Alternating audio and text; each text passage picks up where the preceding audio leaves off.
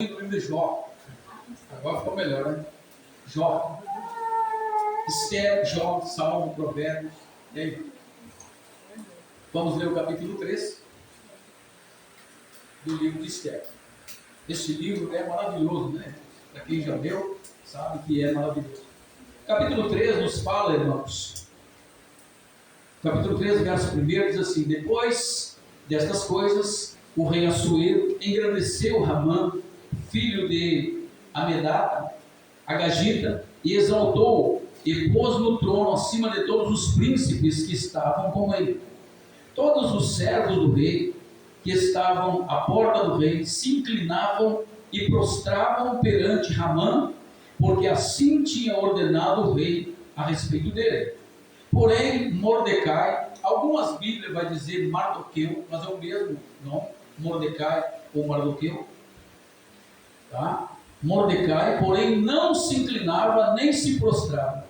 Então os servos do rei, que estavam à porta do rei, disseram a Mordecai: por que transgride as ordens do rei? Sucedeu, pois, que, dizendo-lhes isso, dia após dia, e não lhes dando ele ouvido, o fizeram saber a Ramã, para ver se as palavras de Mardoqueu se mantinham de pé, porque lhe tinha declarado que era judeu. Vendo, pois, Ramã que Mardoqueu não se inclinava, nem se prostrava diante dele, encheu-se de furor, porém teve como pouco nos seus propósitos o intentar apenas contra Mardoqueu, porque havia declarado que de que povo era Mardoqueu.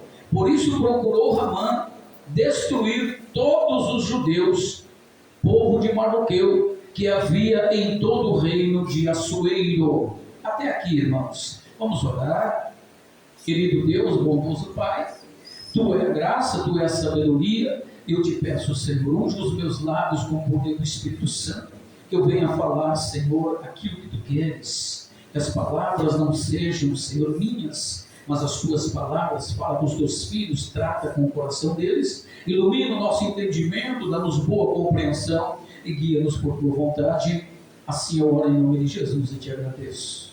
Amém e amém. Podem sentar em nome de Jesus. Irmãos, o livro de Esther, ele é encantador, né? Nos conta da história da rainha Esther, de como ela se tornou rainha. Mas pouco se fala de Mardoqueu, esse primo de Esther, que se tornou futuramente o pai dela. Quem criou Esther foi Mardoqueu. Eu vou falar mais Mardoqueu que Mordecai. Às vezes eu vou trocar. Amém?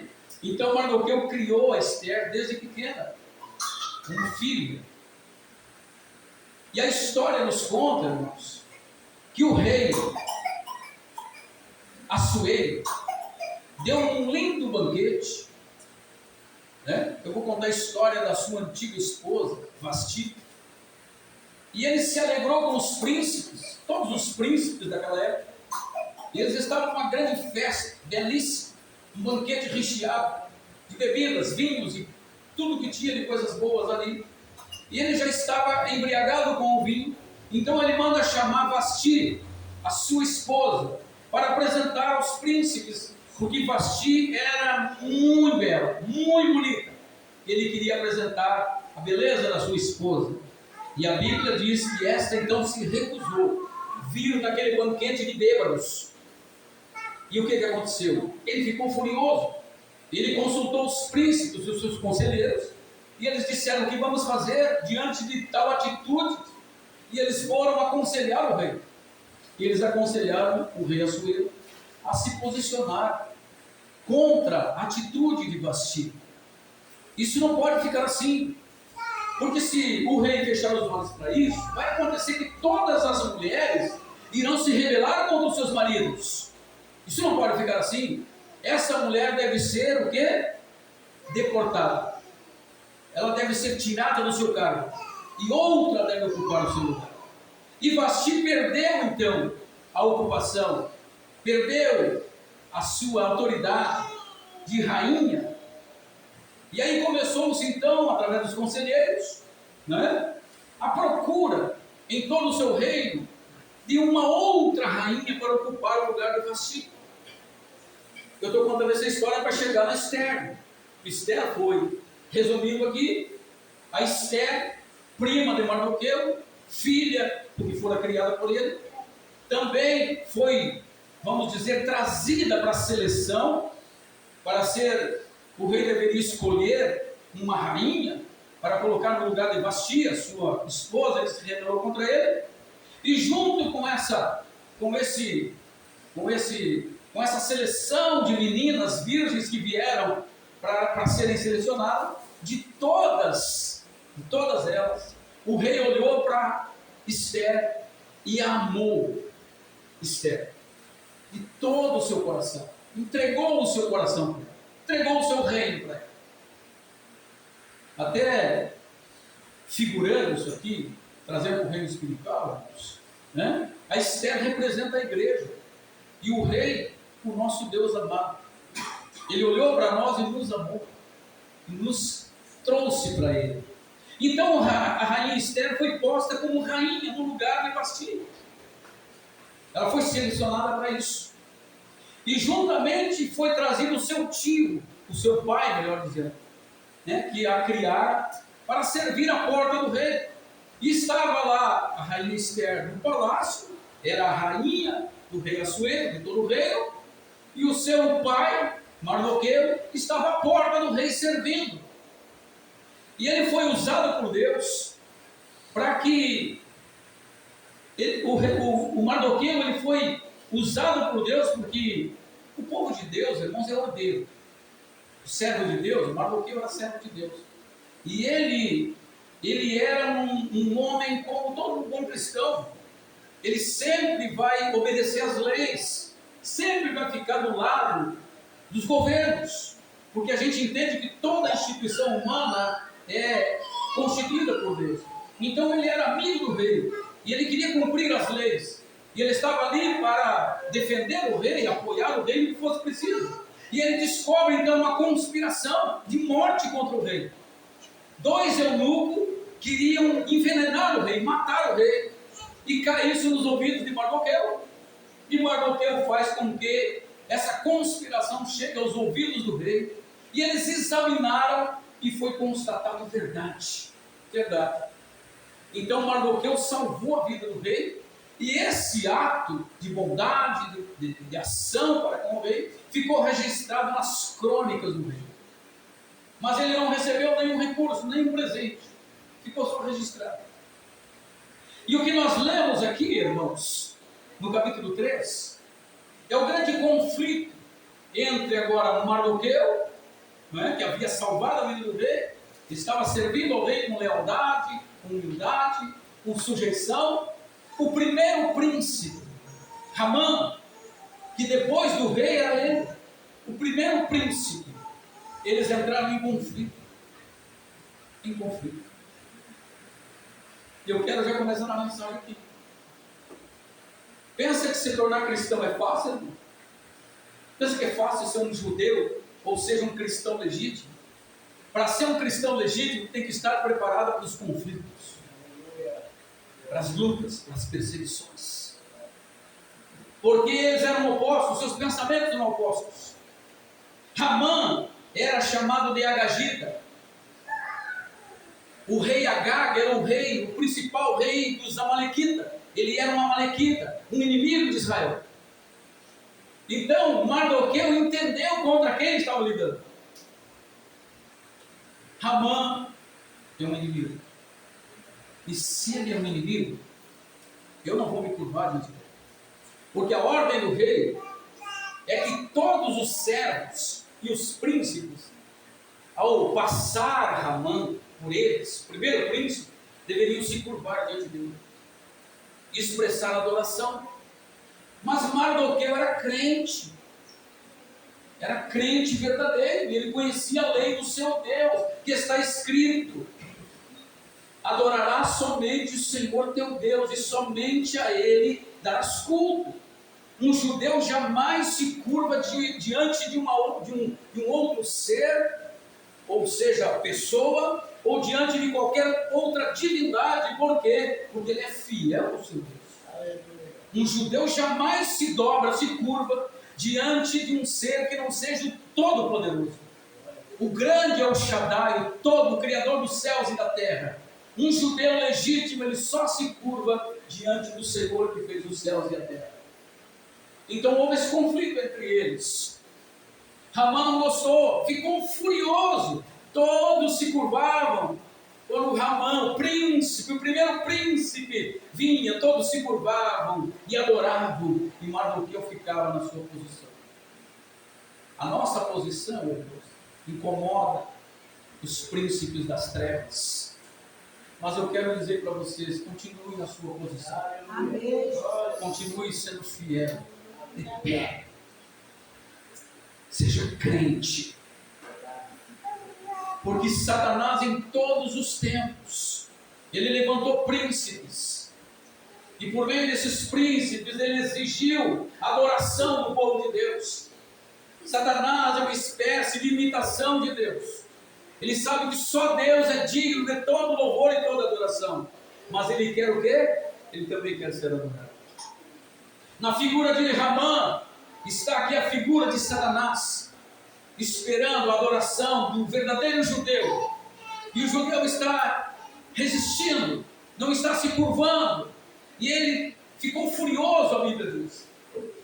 Ficou furioso. Ele poderia ter mandado enforcar na mesma hora Mardoqueu, mas ele não fez isso. Sabe por que ele não fez isso, irmão? Porque ele não queria só o Mardoqueu. Ele queria toda a família. Ele queria toda a nação, todo o povo. Não vou deixar uma semente, vou matar todo mundo. É isso que o diabo quer.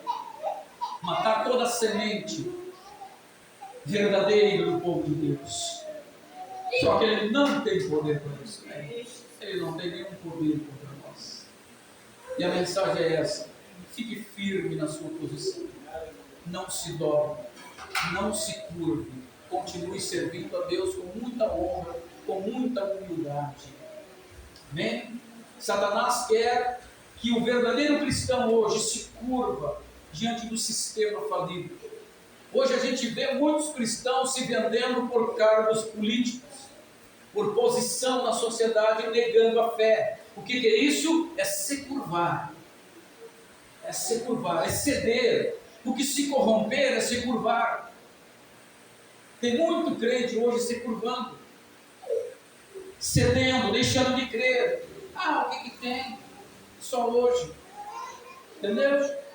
Se vendendo por dinheiro. E isso é se curvar. E nós temos muitos registros na Bíblia, irmãos, que nos falam de irmãos que permaneceram retos, firmes na presença de Deus. Colocaram em risco as suas próprias vidas.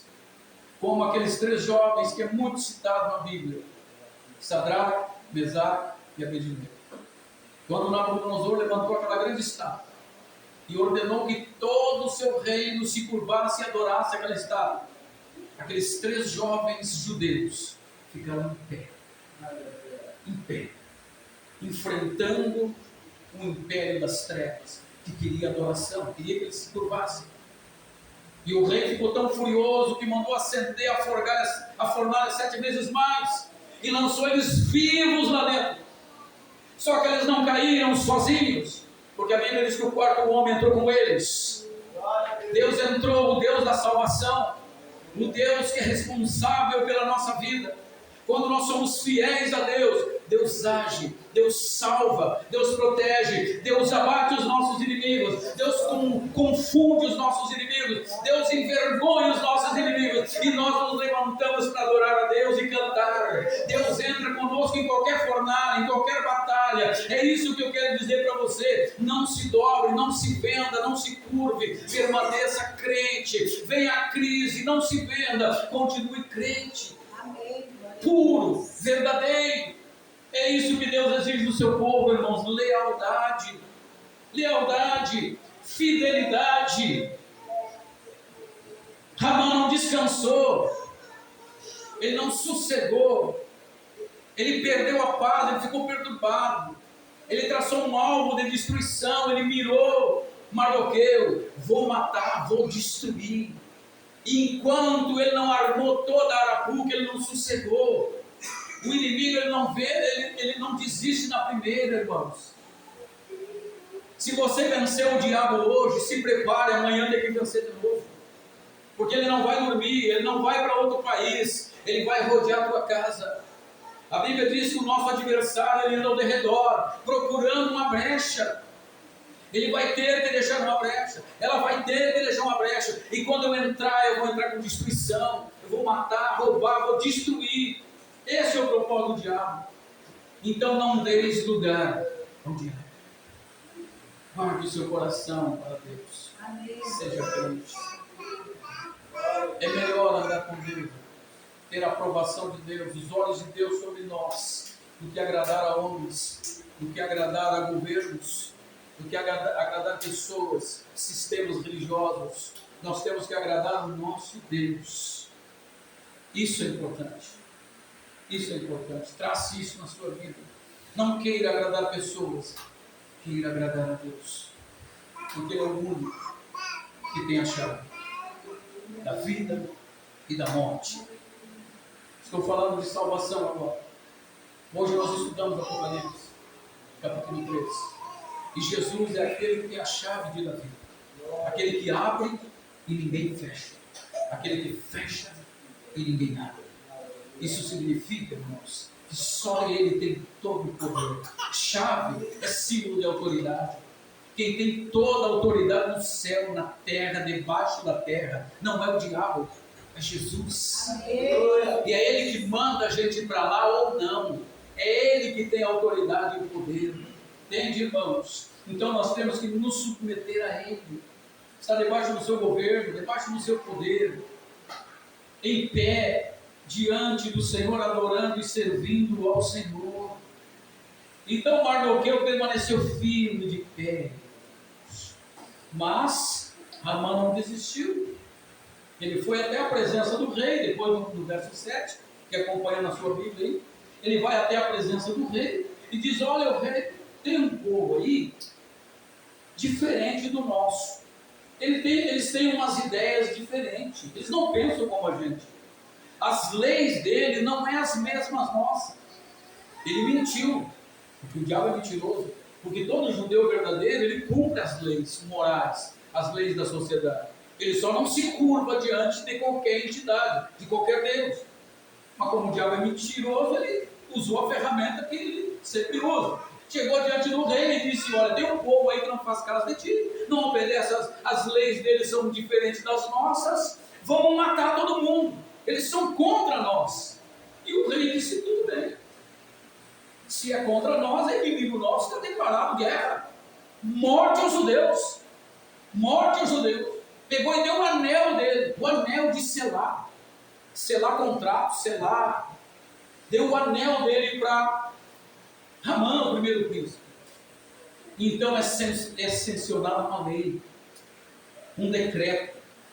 E eles decretam e marcam até o dia para a morte de todos os judeus. Todos. Veja como o diabo não existe, por causa de um homem só. Um homem que irritou, que não quis se curvar, não quis se dobrar diante do sistema caído deste império maligno. E eles sancionaram uma lei e decretaram um dia para a morte de todo o povo judeu. Aleluia! Chegou aos ouvidos de Mardoqueu e de todos os judeus. É normal, eles se desesperaram. Meu Deus do céu, não vai ficar ninguém. A ordem é para matar homens, mulheres, crianças, toda a raça. Não fica ninguém vivo. Em toda a província onde tiver um judeu, morte dele. No dia 14, eles vão morrer todos nesse dia. Eles entraram em desespero. O que aconteceu, irmãos? Eles fizeram o que eu e você tem que fazer. A Bíblia diz que eles se vestiram de pano de saco e cinza e se humilharam e começaram a clamar a Deus. Naquela época era costume deles se vestir de roupas velhas, quando eles estavam passando por um momento muito difícil. Era o símbolo do luto, do desespero. Era uma maneira deles pedir socorro a Deus. Eles se vestiam de panos velhos, roupas velhas, e iam para as praças e jogavam terra na cabeça como sinal de protesto, humilhando-se diante de Deus e clamando, pedindo ajuda ao Senhor. E eles começaram a jejuar, e chorar, e a clamar, com medo. É normal, uma sentença de morte para todo mundo, imagina, uma lei que foi sancionada pelos medos e persas, que não pode ser revogada. Os príncipes da Pérsia e os medos, eles sancionaram essa lei, foi por eles, ninguém poderia mudar. Mas o nosso Deus é o Deus que muda a sentença. Aleluia. Eu convido vocês a adorarem o Senhor, glorificarem o nome do Senhor. Eu já vou adiantando a mensagem. Ninguém poderia revogar, não tinha como escapar. Eles estavam no corredor da morte, mas o Todo-Poderoso entrou nessa batalha, porque eles se humilharam, eles jejuaram, eles pediram dos seus filhos, eles pediram por suas vidas, eles pediram misericórdia, e o Deus da misericórdia, o Todo-Poderoso, irmãos, ouviu o seu clamor. Mardoqueu fez chegar esse acontecimento, esses registros, essas cartas, aos ouvidos da rainha Esther. E a rainha Esther também enviou um mensageiro a Mardoqueu e disse: o que posso fazer? Eu estou há 30 dias sem me comunicar com o rei, não posso entrar diante do rei. Se eu entrar sem ser chamado, a sentença é única, é uma sentença de morte. O que vou fazer? Aí ela disse: vamos fazer o seguinte, vamos jejuar 3 dias e 3 noites, eu e as minhas servas, não vamos comer, não vamos beber, vamos jejuar, e todo judeu de toda a província vai jejuar conosco, vamos levantar um clamor ao Senhor. Eles se humilharam, o poder da humilhação, irmão, você não tem noção disso. Revoga qualquer sentença, a humildade precede a honra. Todo que se humilha é exaltado, mas o exaltado é abatido e humilhado. Eles se humilharam e choraram diante do Senhor. Aleluia. Depois dos 3 dias, a Esther veste a sua roupa de rainha e se aproxima da casa real. Estava o rei assentado, e ela vem até o pátio. E o rei está sentado na sua cadeira, com o cetro de ouro na mão, e ele levanta os olhos e vê a sua rainha, e diz: rainha minha, o que acontece contigo? Glória a Deus, Senhor.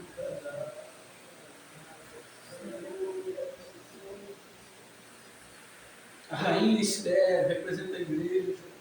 O rei é o Deus Todo-Poderoso, que vê a aflição da sua noiva. Ele disse: rainha minha, o que acontece contigo? Me pede, eu te darei até a metade do meu reino. Faz-me um pedido.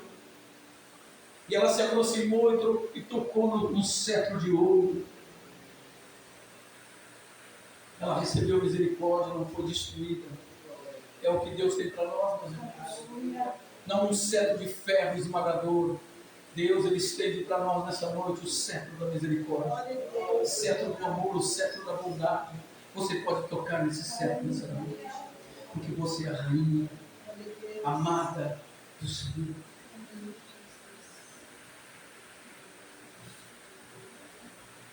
Aleluia. Sinto a presença de Deus neste lugar, irmãos. E eu não quero menos que isso. Vim aqui para isso, para ser tocado, para ser abençoado e fortalecido. Não podemos brincar com o mal. Ele é real, ele existe. A maior meta do diabo é fazer com que ele não exista. É apagar da mente das pessoas que não existe diabo, que não existe inferno. E ele tem conseguido, irmãos. Milhares e milhares de pessoas têm aderido ao Espiritismo. O que é isso que o Espiritismo ensina? Que não existe céu, não existe inferno, não existe juízo eterno. Existe céu e paraíso e todo mundo vai para lá. Mas não é verdade. Deus tem a sua noiva, tem a sua igreja. E Ele cuida e preserva. Aleluia. Então, no terceiro dia, no capítulo 5, Esther entra na presença do rei e o rei estende o cetro de misericórdia. E ela diz ao rei: eu quero marcar um outro banquete, mas nesse banquete eu só quero a tua presença e a do Ramã. O Ramã saiu dali feliz da vida. Ele saiu feliz. No verso 9 ele diz assim, irmãos, acompanhe na sua Bíblia, 5:9. Então saiu Ramã daquele dia alegre e de bom ânimo. Quando viu, porém, Mardoqueu à porta do rei, que não se levantara, nem se movia diante dele, então se encheu de furor contra Mardoqueu. Ramã, porém, se conteve e foi para a sua casa. Depois daquele grande banquete, né, com o rei, a rainha, né, com a bola cheia, ele sai. Quem ele encontra? O inimigo, o Mardoqueu. A última pessoa que ele queria ver na vida era Mardoqueu. E ele enxerga o Mardoqueu e ficou furioso, irado, e foi para casa. Então Ramã, no verso 10, Ramã, porém, se conteve e foi para a sua casa. E mandou vir os seus amigos e Zeres, a sua mulher. E contou-lhe Ramã a glória das suas riquezas e a multidão dos seus filhos, e tudo que o rei tinha engrandecido, e como tinha exaltado sobre os príncipes e servos do rei. Disse mais Ramã, a própria rainha Esther: a ninguém fez vir com o rei ao banquete que tinha preparado, senão a mim. E também amanhã estou convidado por ela, juntamente com o rei. Preste atenção no verso 13 que eu vou ler aqui. O que diz o verso 13? Porém, tudo isso não me satisfaz, enquanto eu vi o judeu Mardoqueu assentado à porta do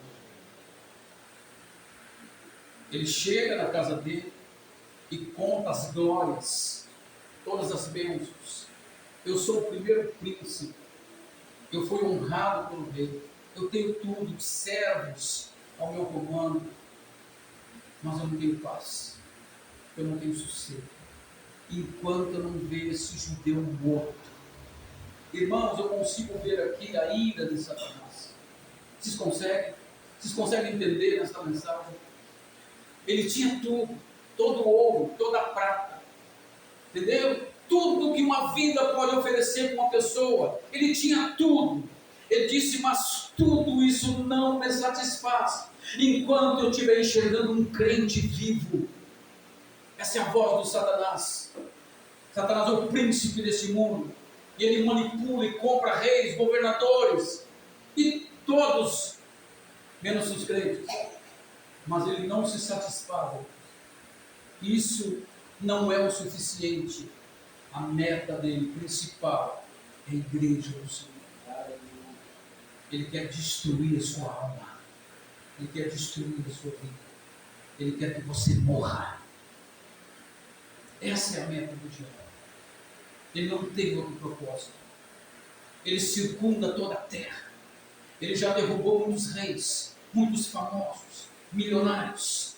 Ele tirou governos. Ele destruiu muitas vidas. Lembra que ele foi atrás de Jesus lá no deserto? Ofereceu dinheiro para Jesus? Ele mostrou todos, subiu lá em cima no monte, mostrou todos os reinos da terra. E disse: tudo isso eu te darei. Tudo. Está vendo todos os reinos da terra? Toda a glória deste mundo é meu. E eu te darei com uma condição: se tu prostrares, me adorar. Ele tentou comprar Jesus. Satanás quer a sua adoração.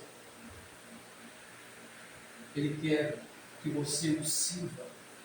Essa é a meta do diabo. E nós não podemos ceder.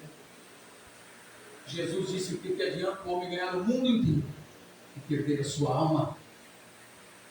Então nós somos inteligentes, nós temos o Espírito Santo.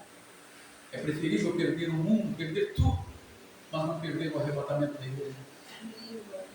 Não perder a salvação, a vida eterna. Não tem nada mais importante. Tem gente trocando Jesus aí por um prato de lentilha, por um prato de comida. Não faça isso. Não faça isso. É melhor comer pão seco com água, com Jesus, do que um boi cevado, onde há ódio de contenda e o destino eterno é a perdição. É isso que é o Evangelho de Deus. Essa é a palavra de Deus. O Evangelho não tem outro propósito. O Evangelho é o poder de Deus para a salvação de todo aquele que crê. Isso é o Evangelho. O falso profeta prega a teologia da prosperidade. Diz que o Evangelho é para deixar o homem rico. Isso é mentira. Jesus nunca veio a essa terra para deixar o homem rico. Não. Ele veio nessa terra para perdoar os nossos pecados, para nos dar a salvação e a vida eterna. A promessa para ele é do mundo vindouro. Ele disse que aquele que for fiel até a morte, ele daria a coroa. Então nós temos que ser fiel até o último dia. Não podemos ceder. Amém? Quanto vale a tua alma? Quanto vale a tua salvação? Nada. Não vale nada. Sabe por quê? Porque Jesus já comprou. Jesus já pagou com o seu sangue naquela cruz. O homem só precisa crer. A salvação é pela graça. Isso é o Evangelho. Salvação não se compra, não se adquire com esforço. A salvação é um presente. É para todo aquele que nele crê. Somente pela fé. Não tem como entrar no céu por meio de esforços, por meio de métodos, comprando com dinheiro. Não.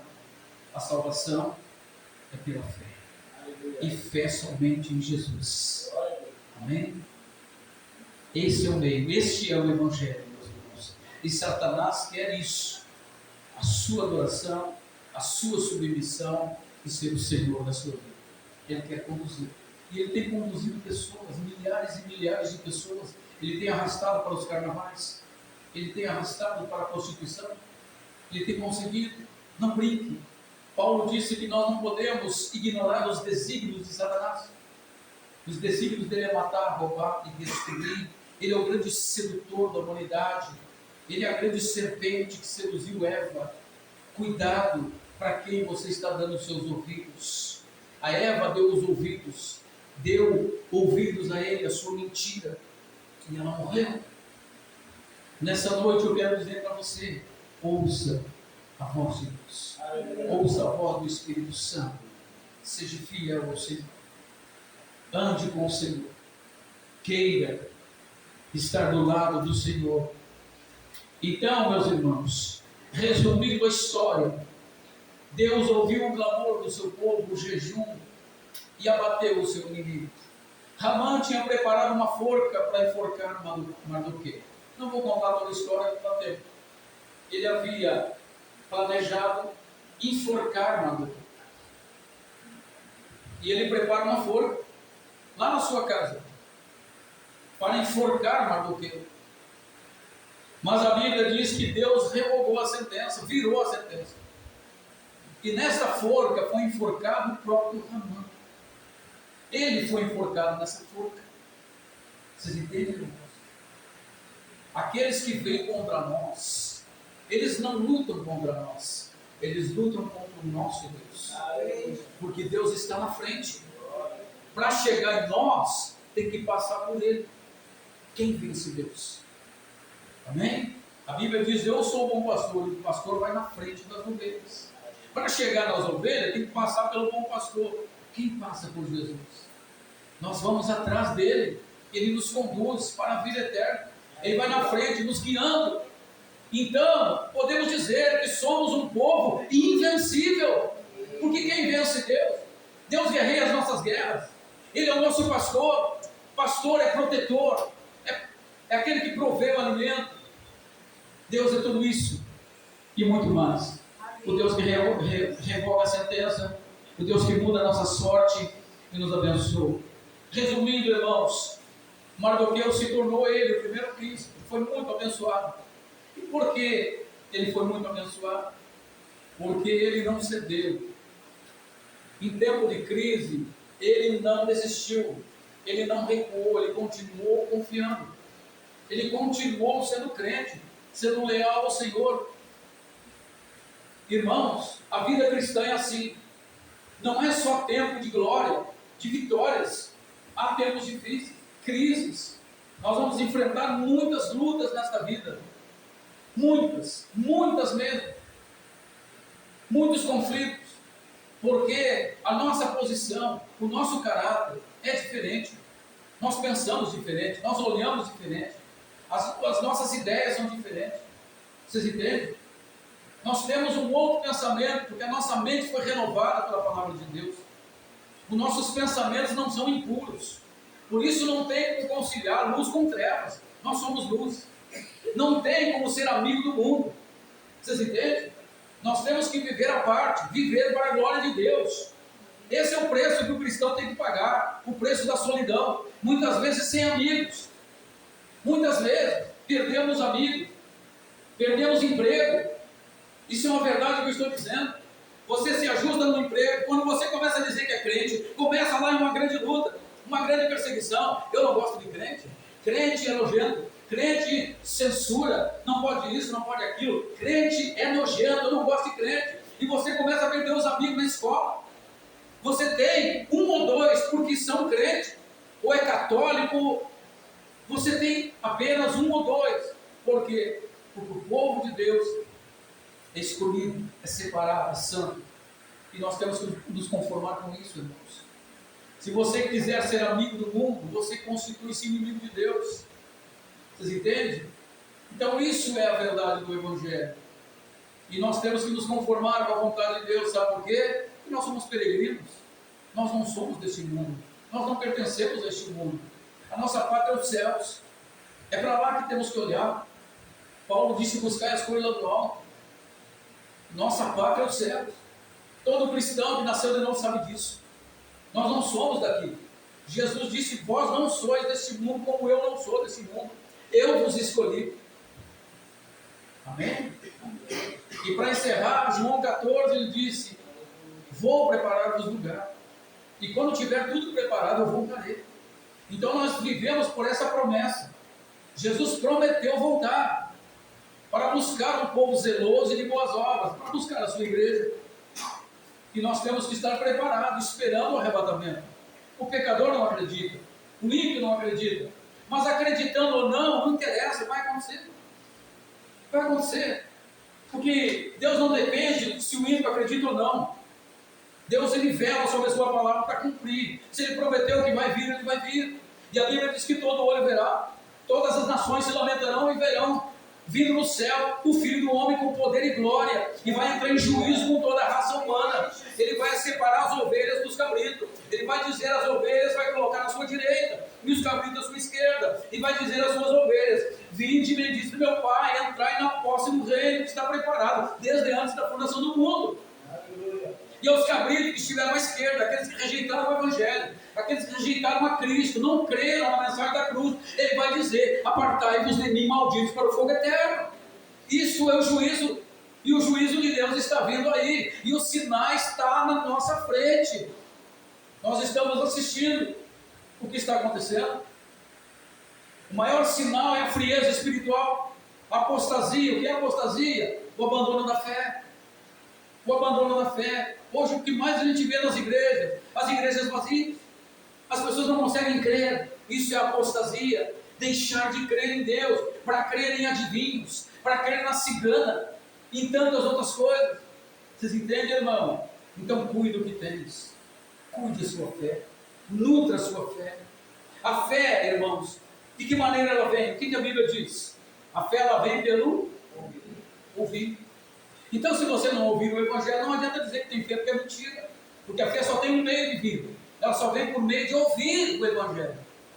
E se você não ouvir o Evangelho, você não tem fé. Você encontra uma pessoa na rua e ela diz: eu tenho muita fé. Eu tenho fé. Mas ela não senta para ouvir Jesus. Então a gente tem a conclusão que ela é mentirosa. Isso não é verdade. Porque a fé, ela vem pelo ouvir e ouvir a palavra de Deus. É a palavra que nutre a nossa fé, o conhecimento da verdade. E naquele dia não vamos ser confundidos. O Senhor vai olhar para nós e vai dizer o seguinte: eu te conheço. Eu te conheço. É isso que o servo bom e fiel vai ouvir do Senhor. Eu te conheço. Eu te conheço. Eu te conheço. A passo que a outras pessoas, ele vai dizer, eu não te conheço.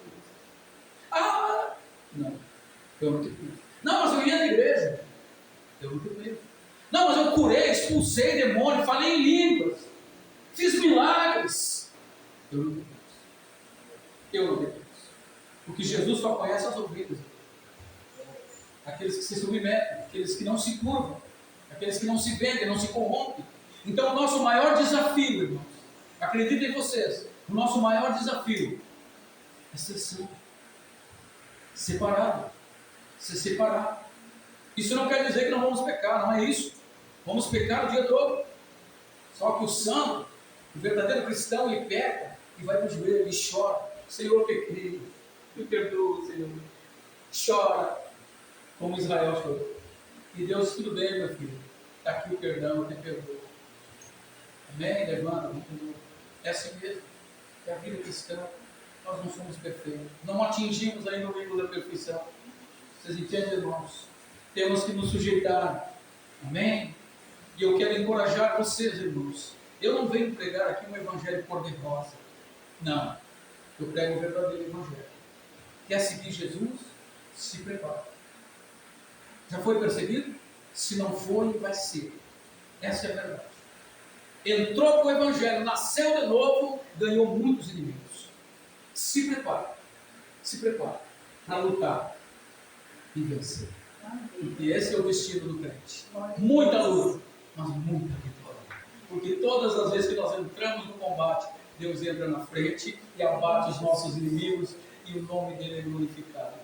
E ele nos honra, meus irmãos. Ele disse, eu honro os que me honram. Então esse é o Evangelho, esta é a palavra de Deus, não tem outra, irmãos. Não podemos riscar da Bíblia. Dizer que será fácil é ser um falso profeta. Não posso dizer que vai ser fácil, porque eu estou quase há 30 anos no ministério e eu tenho luta todos os dias. Mas tenho vitória todos os dias. Deus nunca me desamparou. Amém? E eu nunca fui tão abençoado como sou. Não falta nada. Deus tem me abençoado o meu lar. Eu tenho paz, eu deito e durmo. Não tenho pesadelo, não tenho, entendeu? Eu tenho paz de espírito. Quer mais que isso? Amém? Deus é fiel. Vale a pena confiar nesse Deus e seguir o Senhor e caminhar com o seu povo. Ele disse, eu sou o caminho. Existe um só caminho. Não existe vários caminhos. O único caminho para o céu é Jesus. Aleluia. Fora dele não há salvação. É isso que nós pregamos. Amém? Se você está no caminho, continue. Não pare. Não desista. Não olhe para trás. Continue firme. O Senhor vai te receber lá na terra. Vamos colocar de pé. Quero orar com vocês agora. Aleluia.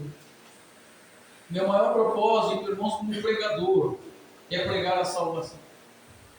A salvação. Por que a salvação? Porque com a salvação, irmão João, com a salvação tem um pacote. A salvação, ela não é sozinha. Preste atenção no que eu estou dizendo aqui, irmão. A salvação é um pacote.